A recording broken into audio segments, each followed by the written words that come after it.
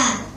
Sholawat serta salam mudah-mudahan tetap terlimpahkan kepada junjungan kita, Nabi besar Muhammad Sallallahu Alaihi Wasallam, yang telah membawa kita dari zaman kebodohan menuju zaman ilmu pengetahuan seperti sekarang ini. Teman-temanku yang aku cintai, berdirinya saya di sini akan menyampaikan sebuah pidato saya yang berjudul Cinta Tanah Airku Indonesia. Hadirin yang berbahagia, 71 tahun Indonesia telah bangkit dari penjajahan dengan ditandai proklamasi kemerdekaan Republik Indonesia pada tanggal 17 Agustus 1945 untuk merdeka. Setelah itu, kita sebagai putra-putri bangsa, apakah kita akan diam saja? Tidak melanjutkan perjuangan? Jawabannya adalah tidak. Maka dari itu, kita sebagai pelajar, marilah kita belajar, dan masuklah sekolah dengan rajin. Jangan suka bolos dan keluyuran tanpa tujuan. Kurangilah bermain game, apalagi melakukan hal-hal yang merugikan. Gunakan waktu kita yang kosong untuk kursus ataupun pergi mengaji dan untuk melakukan kegiatan-kegiatan yang mendukung sekolah dan pesantren kita. Karena apa, teman-teman? Karena ahli hikmah mengatakan, Syabbanul yaum rizalul gods. Pemuda hari ini adalah pemimpin di masa yang akan datang.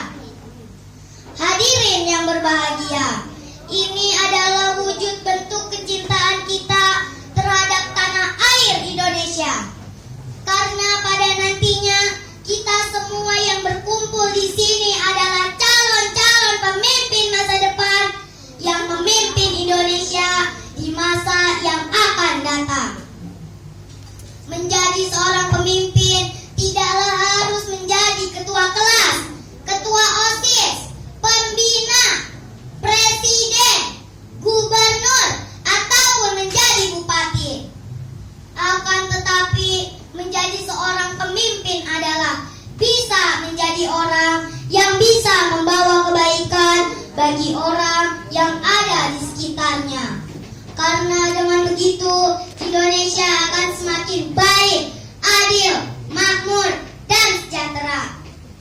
Sebagaimana yang diharapkan para pejuang yang telah mendahului kita. Di era globalisasi, budaya-budaya barat sangatlah mudah masuk ke Indonesia. Budaya-budaya barat ini tumbuh dan berkembang pesat di Indonesia.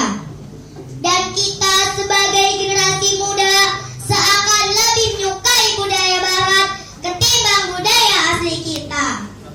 Kita merasa lebih percaya diri dan merasa lebih gaul jika menirukan budaya barat. Contohnya dalam berbusana sudahlah sangat keluar dari aturan-aturan Islam dan bangsa ini. Bayangkan Bu, Pak, masa celana anak SD dipakai sama gadis? Paha diperlihatkan, kalau mulus sih enak dilihat. Ini mah sudah hitam, banyak bawangnya lagi. Baju ketat, celana singkat, udah kayak laki-laki sudah kayak perempuan. Pakai anting, rambut gondrong, celana bolong-bolong, kayak kan?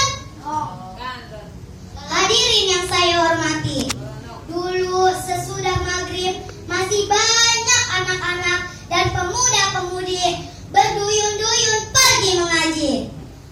Tapi lihat sekarang, bukannya mengaji, malah nongkrong depan TV. Mamanya sibuk nonton film Anugerah Cinta. Anaknya serius nonton film Si Boy. Yang kecil nangis pengen lihat si Jarwo. Udah gitu datang bapaknya, malah jadi berebutan remote TV. tukang bubur naik haji. Betul apa betul? Masya Allah. Hadirin yang saya hormati, rusaknya generasi bangsa ini karena begitu banyak pengaruh dari budaya luar.